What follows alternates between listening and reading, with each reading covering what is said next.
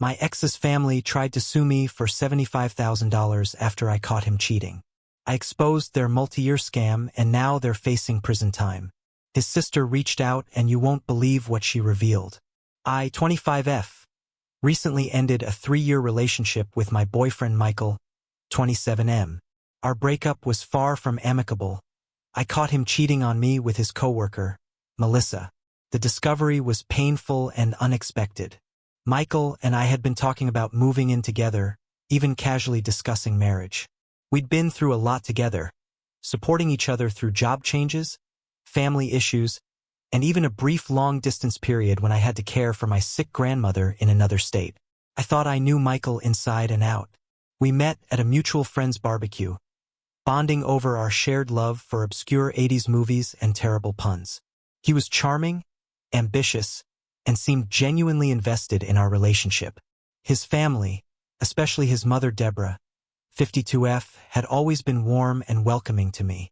I spent countless holidays at their house, even accompanying them on a family vacation to the Bahamas last year. That's why the cheating hit me so hard. It wasn't just a betrayal from Michael, but it felt like I was losing an entire family I had grown to love. The breakup was finalized about a month ago, and I truly thought that would be the end of it. I was focused on healing, throwing myself into work and spending time with friends who had been my rocks through this ordeal. But last week, my world was turned upside down again. I received a formal letter from Michael's mother, Deborah, threatening to sue me for $75,000 for emotional distress caused to her son. At first, I thought it was some kind of sick joke. I read and reread the letter, trying to make sense of it. According to Deborah, I had defamed Michael by telling our mutual friends about his infidelity. She claimed this had caused Michael to lose friends and was severely affecting his mental health. I was stunned. Yes, I had told a handful of our closest friends about what happened, but only because they asked why we broke up. I hadn't gone on a smear campaign or posted about it on social media. I had actually been quite reserved about the whole situation, wanting to maintain some dignity and privacy. Under normal circumstances, I might have laughed off such a ridiculous threat. But Deborah's husband, Robert, 55M, is a well-known lawyer in our city. He's got a reputation for being ruthless in court, often taking on high-profile cases and winning. That's why I felt compelled to take this seriously. If it had been anyone else, I probably would have just ignored it. The grounds for their lawsuit were completely baseless. First off, it's not defamation if it's true, and Michael's cheating was an undeniable fact. Secondly, I hadn't publicly announced anything about Michael's infidelity. And most importantly, even if they had their reasons, I don't think they'd be able to prove any real damages in court. A $75,000 lawsuit seemed like nothing more than an attempt to intimidate me into silence. Despite knowing their claims were laughable from a legal standpoint, I couldn't shake off a nagging feeling of unease. Then I remembered something my friend Sarah, 26F, had told me a few months ago. Sarah used to date Michael's older brother, Mark, 29M, about 5 years back. Their relationship had ended badly, with Mark ghosting Sarah after a year of dating. Sarah had mentioned that after their breakup, she received a call from Deborah. In the call, Deborah accused Sarah of emotionally abusing Mark, claiming that Sarah's manipulative behavior had caused Mark severe depression. Deborah demanded that Sarah pay for Mark's therapy sessions, threatening legal action if she refused. Sarah, being young and somewhat naive at the time, felt overwhelmed and guilty. She ended up paying about $5,000 to Deborah over the course of several months. It was only later, through a mutual friend, that Sarah discovered Mark was perfectly fine. In fact, he had started dating someone new just a week after ghosting Sarah. This memory sparked something in me. What if this wasn't just about me? What if this was a pattern with Michael's family? I decided to do some digging. I reached out to some of Michael's ex-girlfriends whom I knew through mutual friends or had met at social gatherings. To my shock, 3 of them had similar stories. They had all been accused of causing emotional distress to Michael after their breakups, and Deborah had demanded money from each of them. The amounts varied: $3,000 from one girl for therapy costs, $7,000 from another for lost wages due to depression, and even $10,000 from Michael's high school girlfriend for emotional damages. I was furious.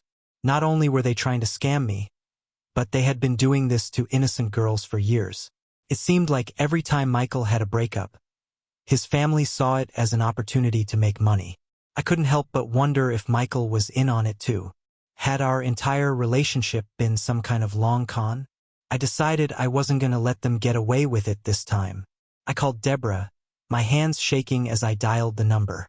When she answered, I told her in no uncertain terms that if she didn't drop the lawsuit immediately, I would expose her family scam to everyone, including the media. I mentioned that I had evidence from Michael's exes and that I wouldn't hesitate to use it. Deborah's reaction was explosive. She started yelling, calling me ungrateful and saying that their family had always treated me well. She brought up the family vacation, the holidays, even small gifts she'd given me over the years, as if these somehow justified their current actions. Then her tone changed, becoming cold and threatening. She said she would make my life miserable if I tried to ruin their reputation. She hinted at Robert's connections in the legal world and how they could make things very difficult for me. I stood my ground, telling her I wasn't afraid of her threats. Inside, though, I was terrified. These people had money and influence, and I was just a young woman trying to build her career. But I knew I had to stay strong, not just for myself but for all the other girls they had scammed. A few days later, I received another letter saying they were dropping the lawsuit. I breathed a sigh of relief, thinking that would be the end of it. But I was wrong. Michael showed up at my apartment yesterday. He looked terrible, unshaven, dark circles under his eyes. For a moment, I felt a pang of concern, remembering the Michael the first had loved. But then he started yelling, accusing me of being manipulative and saying that this just proved he was right to cheat on me. I was stunned. How could he twist this around to justify his cheating? I told him to leave, but before I could close the door, he started ranting about how I had taken everything from him, his friends, his reputation, and now his family's respect. He said I was ruining his life, that he might lose his job because of the rumors I had spread. I didn't want to argue, so I just shut the door in his face. I could hear him shouting in the hallway for a while before he finally left. The encounter left me shaken. Michael's words about me being manipulative kept echoing in my head. Was I the bad guy here? Had I gone too far? Now I'm not sure what to do. I know I was just protecting myself, but a part of me feels guilty for threatening them. Maybe I should have just ignored the letter and moved on with my life. But then I think about Sarah and the other girls and I feel angry all over again. I don't want to be like them, using threats and manipulation. But I also don't want to be a pushover who lets people walk all over her. I'm torn between feeling justified in my actions and worrying that I've stooped to their level. So, Reddit, I'd offer exposing their scam to protect myself? Did I go too far, or was I right to stand up to them? I could really use some outside perspective on this whole mess. Update 1. It's been about 2 weeks since my last post, and a lot has happened. First of all, I want to thank everyone for their support and advice. Your comments really helped me see things more clearly and gave me the courage to take action. After reading through all your responses, I realized that I shouldn't feel guilty for standing up for myself. Michael and his family were the ones trying to scam me, and I had every right to protect myself. However, I also came to understand that just threatening to expose them wasn't enough. There was a real possibility that they might try this again with someone else, someone who might not be able to stand up to them as I did. So I decided to take action. I reached out to Sarah and the other ex-girlfriends I had spoken to earlier. I asked if they would be willing to come forward with their stories. To my surprise, they all agreed. They were tired of staying silent and wanted to prevent this from happening to anyone else. We decided to create a website where we could share our experiences anonymously. It took some time to put together, as we wanted to be careful about how we presented the information. We included details about the fake lawsuits, the emotional manipulation, and the money Deborah had scammed from Michael's exes. We were careful not to include any names, but we provided enough details that anyone who knew the family would be able to recognize them. The website went live a week ago, and the response has been overwhelming. We've received messages from at least 10 other girls who had similar experiences with Michael's family. Some of them dated Michael, others dated Mark, and a few even dated their younger sister Amy's 23F ex-boyfriends. It seems like this was a family-wide scam that had been going on for years. The most shocking revelation came from Michael's high school girlfriend, Emma, 26F. She reached out to us through the website with a story that made my blood run cold. Emma told us that when she was just 17, Deborah had threatened to report her for statutory rape if she didn't pay $10,000 for Michael's college fund. Emma's parents, terrified of the potential consequences, had paid the money to avoid any legal trouble. They didn't know that Michael was actually older than Emma and that there was no basis for the accusation. As the website gained traction, local news outlets picked up the story. They didn't name Michael's family directly, but they reported on a prominent lawyer's family being accused of running a long-term scam targeting their children's ex-partners. The story spread quickly through social media, with many people sharing their own experiences with similar scams. Yesterday, I received a call from Michael. His voice was a mix of fury and desperation. He accused me of ruining his family's life, saying that people at his workplace were starting to ask questions. Apparently, his dad's law firm was considering an internal investigation based on the allegations that had come to light. I tried to remain calm during the call, reminding Michael that none of this would have happened if they hadn't tried to scam me and others. I also pointed out that we hadn't used any names on the website, so if people were figuring it out, it only proved how many people they had scammed over the years. Michael then tried to guilt-trip me, saying his sister Amy was suffering because of this. According to him, Amy's fiancé had called off their engagement after hearing about the family's scams. For a moment, I almost felt bad. Amy had always seemed sweet and innocent, and I wondered if she had been kept in the dark about her family's actions. But then I remembered how this family had ruined the lives of so many innocent people. I told Michael that maybe this would be a wake-up call for Amy to stop participating in her family's schemes. He hung up on me after that. I'm still processing everything that's happened. A part of me feels relieved that the truth is out there, but another part is worried about potential backlash. Michael's family is influential in our city, and I'm concerned they might try to retaliate. I've documented everything and informed my workplace about the situation, just in case. I'm also dealing with mixed emotions about Michael. I was with him for 3 years, and I thought I knew him. It's hard to reconcile the person I loved with someone who could participate in such a cruel scam. There are moments when I catch myself remembering the good times we had, wondering if any of it was real. Then I have to remind myself of everything that's happened, of all the lives his family has affected. For now, I'm focusing on moving forward. I've changed my phone number and am considering moving to a new apartment. I'm also in regular contact with the other girls from the website, and we're supporting each other through this. It's strange to find solidarity with my ex's exes, but I'm grateful for their support. I'll keep you updated if anything else happens. Again, thank you all for your support and advice. It really helped me find the courage to stand up not just for myself, but for all the other victims of this family scam. Update 2. It's been about a month since my last update, and things have escalated more than I ever expected.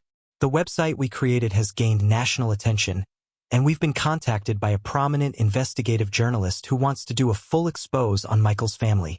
After careful consideration and discussions with the other girls, we decided to cooperate with the journalist. We felt that this was our chance to fully expose the family's actions and potentially prevent them from scamming anyone else in the future. However, we were all nervous about the increased attention this would bring to our lives. The journalist, a woman named Kara, did a thorough investigation. She interviewed not just us, but also former employees of Robert's law firm, old family friends, and even some of Michael and Mark's former classmates. What she uncovered was far worse than we had imagined. It turns out that the scam wasn't limited to just manipulating and extorting money from their children's exes. Robert had been using his position as a lawyer to intimidate and blackmail various people over the years. He had a history of taking on clients who were clearly guilty, then using the information he gathered during their defense to blackmail them later. Deborah, we found out, had been running a fake charity for years. She would host lavish fundraising events, claiming to raise money for various causes, but most of the money ended up in the family's personal accounts. The scale of their fraud was staggering. But the most shocking revelation was about Michael and Mark. We learned that they had been actively participating in their parents' schemes since they were teenagers. They would intentionally start relationships with people from wealthy families, then stage dramatic breakups that their parents could exploit for money. Learning this felt like a punch to the gut. I couldn't help but wonder if our entire relationship had been a setup from the beginning. The story broke 2 days ago, and the fallout has been massive. Robert's law firm has suspended him pending a full investigation. Deborah's charity has been shut down and is under investigation by the IRS. Michael and Mark have both been fired from their jobs. I've been struggling to process all of this information. I keep thinking back to my relationship with Michael, wondering if any of it was real or if I was just a mark from the beginning. It's a horrible feeling to realize that someone you love might have been manipulating you the whole time. The other girls and I have been receiving messages of support from all over the country. Many people have come forward with their own stories of being scammed or manipulated by similar schemes. It's heartbreaking to realize how common this kind of exploitation is, but I'm glad we've been able to shine a light on it. However, not all the attention has been positive. Michael's family supporters have been harassing us online, accusing us of lying and trying to ruin a good family's reputation. Some of Michael's relatives have even shown up at my workplace, causing a scene. I've had to file for a restraining order against the entire family. Despite all the chaos, I don't regret coming forward with the truth. It's been a difficult journey, but I believe we've done the right thing. The journalist we worked with has put us in touch with a nonprofit organization that helps victims of fraud and exploitation. They're providing us with legal support and counseling services, which has been incredibly helpful. I'm still processing everything that's happened, but I'm trying to focus on the future. I've started looking for a new job in a different city, feeling like a fresh start might be what I need. The other girls and I have formed a tight-knit support group, and we're helping each other navigate through this challenging time. I'll post another update if there are any major developments. Thank you all again for your support throughout this crazy journey. Update 3. It's been 6 months since my last update, and I'm finally in a place where I feel ready to share what's been happening. The past half year has been a whirlwind of legal proceedings, media attention, and personal growth. First, the legal stuff. The expose led to a full-scale investigation into Michael's family. Robert has been disbarred and is facing multiple charges of fraud, blackmail, and malpractice. Deborah is under investigation for tax evasion and charity fraud. Michael and Mark are both facing charges for their roles in the scams. The trial is set to begin next month, and I've been called as a witness. It's not something I'm looking forward to, but I know the prosecutor has assured me that my testimony, along with those of the other victims, will be crucial in bringing this family to justice. I'm nervous about facing Michael and his family in court, but I'm trying to stay strong. On a personal level, I've made some big changes. I moved to a new city about 3 months ago and started a new job. It was scary at first, but it's been incredibly freeing to be somewhere where people don't know about my past with Michael. I'm slowly building a new life for myself, making new friends, and even considering dating again, though I'm taking that very slowly. The support group we formed with the other victims has been a lifeline. We have weekly video calls where we check in with each other, share our progress, and offer support. It's amazing how close we've all become, bonded by our shared experiences. Some days are harder than others, but knowing I have this group to lean on makes a world of difference. One unexpected outcome of all this has been the impact on Michael's sister, Amy. About a month ago, she reached out to me through our website. She apologized for her family's actions and said she had no idea about the extent of their scams. Apparently, she had always been kept in the dark about the family's schemes, being the youngest and considered too naive by her parents. Amy shared that she's cut ties with her family and is trying to make amends. She's been cooperating with the investigation, providing insider information that has been invaluable to the case. It's been difficult for me to trust her, given everything that's happened, but I can see she's genuinely trying to do the right thing. The website we created has evolved into a resource for other victims of similar scams. We've partnered with legal experts and therapists to provide information and support to people who find themselves in situations like ours. It's been incredibly rewarding to turn our negative experiences into something positive that can help others. Looking back, I can hardly believe how much has changed since my original post. There are still days when I feel angry about what Michael and his family did to me and so many others. But mostly, I feel proud of myself and the other victims for having the courage to stand up and speak out. I've learned so much about myself through this experience. I've discovered a strength I didn't know I had, and I've learned the importance of trusting my instincts.